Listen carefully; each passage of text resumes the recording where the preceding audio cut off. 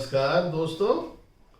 मैं सीए संजीव सोनी अपने channel CA Sanjeev Soni के माध्यम से आज आपके सामने एक नया टॉपिक लेके आया हूँ।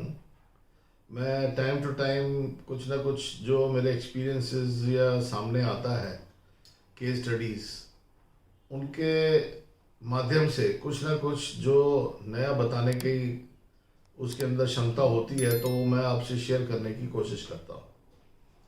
तो आज मेरे पास एक टॉपिक सामने आया था जो कि value at risk establishment, how to establish value at risk in case of restatement policies whereas all the machineries are restated. There are three options. उसके अंदर तीन ऑप्शन हैं। तीन टाइप के ऑप्शंस ये हो सकते हैं कि जब पॉलिसी मशीनरी की रीस्टेटमेंट बेसिस पे ले रखी है और लॉस हो जाता है तो रीस्टेटमेंट पॉलिसी के अंदर तीन ऑप्शन हो सकते हैं जो कि हमें समझने हैं ताकि हमें कोई दिक्कत ना आए जब हम अंडर इंश्योरेंस का कंपैरिजन कर रहे हो। अब सबसे पहला ऑप्शन ये है कि जबकि इंश्योर्ड जो है वो सारी मशीनें अपनी रीस्टेट कर लेता है। जब वो सब मशीनें रीस्टेट कर लेता है वो एक ऑप्शन वन है। ऑप्शन टू है जब वो मार्केट वैल्यू पे ऑप्ट करता है, रीस्टेटमेंट पॉलिसी होने के बावजूद भी वो पॉलिसी में मार्केट वैल्यू ऑप्ट करता है क्योंकि उसका रीस्टेटमेंट का टाइम लगना है या उसकी अपनी जो एक डिसीजन है उसके अंदर वो मार्केट वैल्यू पे उसको सेटलमेंट चाहता है। ऑप्शन नंबर थ्री के अंदर एक ऐसा ऑप्शन है जो कि मिक्स ब्रीड ऑप्शन है। जो मिक्स ऑप्शन है उसके अंदर ये है कि कुछ मशीनें वो रीस्टेट कर लेता है मेजर, और उसमें कुछ मशीनें रह जाती हैं जो कि रीस्टेट नहीं हो पाती हैं। उन मशीनों को हम मार्केट वैल्यू पे उनको असेस कर देते हैं और उसको अलाउ कर देते हैं। तो हमारे पास तीन ऑप्शन के under value at risk in case of restatement policy, जबकि सम इंश्योर्ड रीस्टेटमेंट बेसिस पे है, क्या लेना चाहिए। ये एक बहुत बड़ा क्वेश्चन है जो कि जिसके अंदर सर्वेयर्स को कंफ्यूजन रहता है। आप सबसे पहले केस में अगर रीस्टेटमेंट पॉलिसी में रीस्टेट कर रहे हैं, सारी मशीनें रीस्टेट कर रहे हैं तो उसमें कोई दिक्कत नहीं है। तो सम इंश्योर्ड आपको उसका comparison with the value at risk on restatement basis कर सकते हैं। रीस्टेटमेंट हमें उन सारी मशीनों की वैल्यू, रिप्लेसमेंट वैल्यू जब मिल जाती है या हम इंडेक्स वे से सारी मशीनों को रीस्टेटमेंट वैल्यू पे ले जाते हैं तो उसका comparison under insurance basis of restatement value at risk versus some insured कर देते हैं।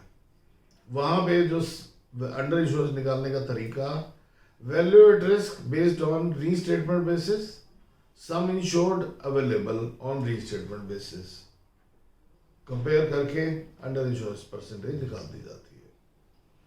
ऑप्शन नंबर दो, जहाँ पे वो ऑप्शन ये ऑप्ट करता है इंश्योर्ड कि वो मशीनें रीस्टेट नहीं कर रहा तो पॉलिसी में रीस्टेटमेंट होते हुए भी क्लॉज वो मार्केट वैल्यू पे उनको सेटल करने में एग्री करता है।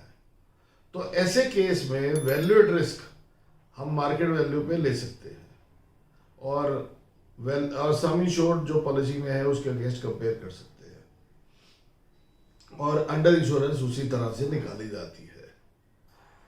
थर्ड ऑप्शन जहाँ पे जो कि आपके लिए जानकारी लेना बहुत ज़रूरी है कि जहाँ पे इंश्योर जो है अपनी सारी मशीनें रीस्टेट नहीं करता बट 70 to 80% मेजर मशीनें रीस्टेट कर देता है, उन केसेस में बाकी जो 15 से 20% मशीनें हैं वो मार्केट वैल्यू पे सेटल करने के लिए एग्री करता है क्योंकि वो रीस्टेट नहीं कर पाया होता और with in that time allowed of restatement वो नहीं कर सकता। तो उस केस में हमें वैल्यू एट रिस्क क्या लेनी चाहिए। तो दोस्तों उस केस में वैल्यू एट रिस्क हमें रीस्टेटमेंट वैल्यू पे जाना चाहिए। क्योंकि रीइंस्टेटमेंट वैल्यू पे हमने most of the machine reinstate कर ली हैं।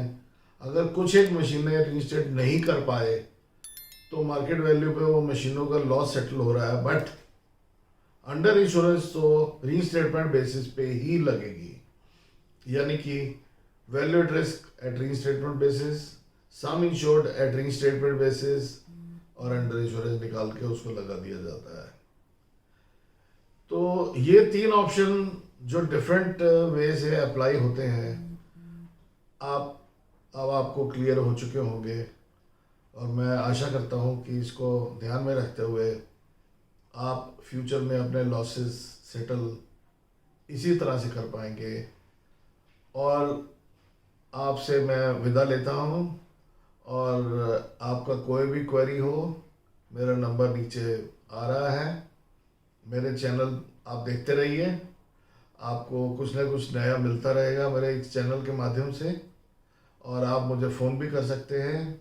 कोशिश कीजिएगा कि फ़ोन अगर मैं ना भी ले पाऊँ तो संडे वाले दिन आप मुझे कॉल कर लें, तो आपकी क्वेरी का समाधान मैं कर दूंगा।